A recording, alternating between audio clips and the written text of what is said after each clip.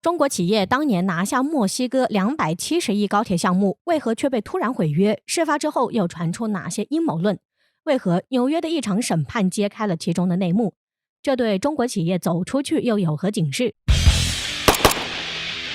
？2019年年初，美国纽约法院上一场受到全球关注的审判进行着。被告人是在此前被引渡至美国的墨西哥大毒枭古兹曼。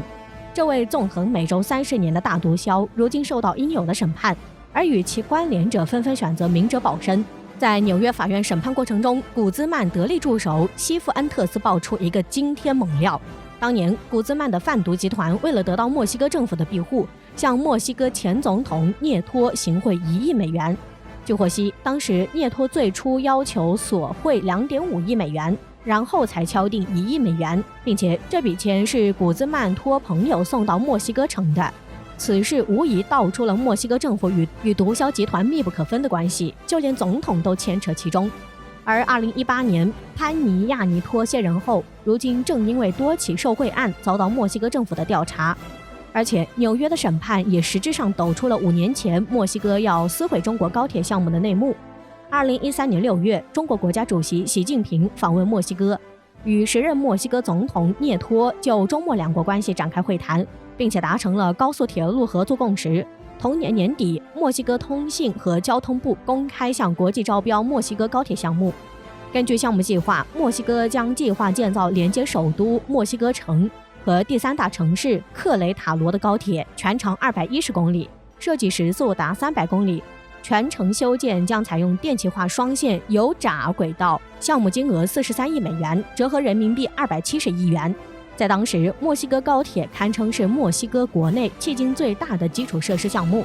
其预计计划建设工期40个月。墨西哥国内的一项分析称，高铁建成后，墨西哥城到克雷塔罗州的单程时间将由现在的2个小时缩短至58分钟，每天将运送2万多名乘客。两地的汽车数量将减少1/3，直接增加就业人口2万多，间接增加就业人口4万多。在墨西哥的高铁项目一出来，立刻就在全球范围内引起了反响，吸引了中国、日本、德国、法国、加拿大等国家的目光，多国企业参与竞标，而中国中建集团表现出了最大的诚意。据悉，中国企业为了拿下墨西哥高铁项目做足了准备，并且还制定了非常详细的规划，还特意派专家到墨西哥进行了实地考察与调研。因此，为了墨西哥的高铁项目可以说是准备得十分充分，并做了长时间的竞标准备。仅标书就装了8个箱子，重达2.1吨。而且根据中方的计划，墨西哥高铁可以在2018年实现通车，这远比墨西哥的计划要提前得多。因此，毫无疑问，中国中建集团拿下了墨西哥高铁项目。当时中国国内对于拿下墨西哥高铁项目还是非常期待的，因为他认为是中国高铁走出去真正意义上的第一单。然而在2014年11月的时候，墨西哥突然宣布取消墨西哥高铁项目。根据墨西哥交通部长埃斯巴尔萨的说法，墨西哥总统涅托做出这一决定主要基于以下2点考虑：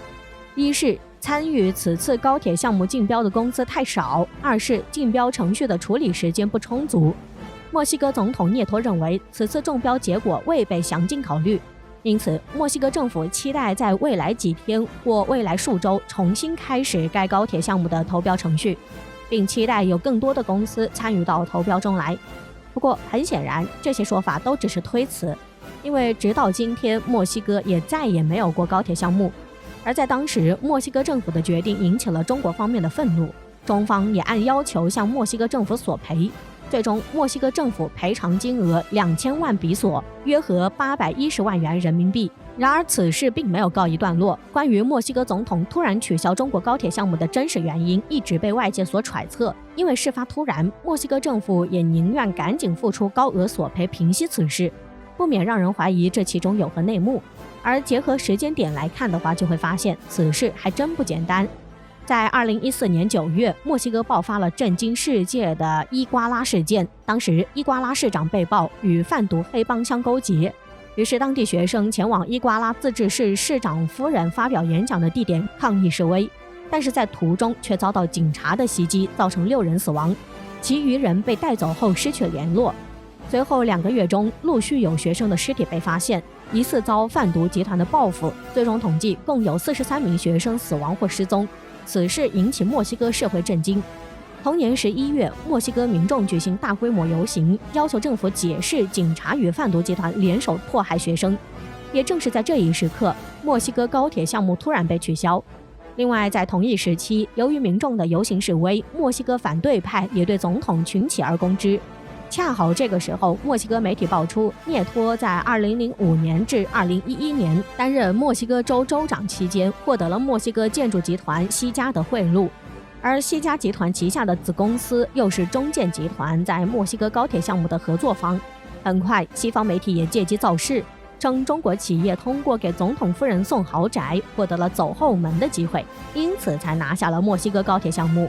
而此时的涅托正因国内的游行而焦头烂额，在此事曝光后，涅托并未做过多的解释，反而借坡下驴，撕毁了与中国企业的合约，似乎默认了中国企业得到合同的过程并不那么透明。最终，墨西哥高铁项目告吹，而中国也莫名背上黑锅。值得注意的是，2015年1月14号，墨西哥官方宣布重启项目招标，并确认有包括中国公司、西门子、杭巴迪、阿尔斯通在内的5家企业有意参与新一轮招标。可是，在16天之后，墨西哥官方又改变主意，决定无限期搁置高铁项目。墨西哥政府对于高铁项目反复无常的态度，着实令人难以理解。实际上，墨西哥高铁项目来源于涅托在竞选总统时对民众的承诺。涅托真正看重的并非是高铁对于墨西哥的经济效益，而是其有利于为自己获得更多的选票。但是随着政府陷入与毒贩集团牵扯上瓜葛的风波后，涅托果断选择了抛弃高铁项目，以此来转移视线。毕竟如果真的查出总统与毒贩集团有来往，其严重程度远高于外国企业给总统行贿。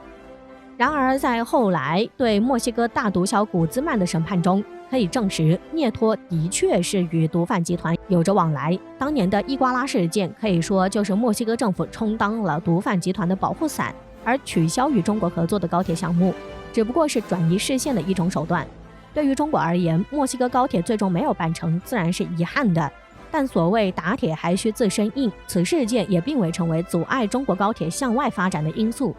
反而在之后的数年间，中国拿下了众多的国外铁路项目，成为名副其实的高铁第一大国。而中国在墨西哥高铁项目上的失利，其实有点像日本在印度高铁项目上的情况，都是由于当地的国情影响了项目的最终展开。这也同时告诫走出去的中国企业，在对他国进行投资的时候，一定要充分考虑到当地的实际情况。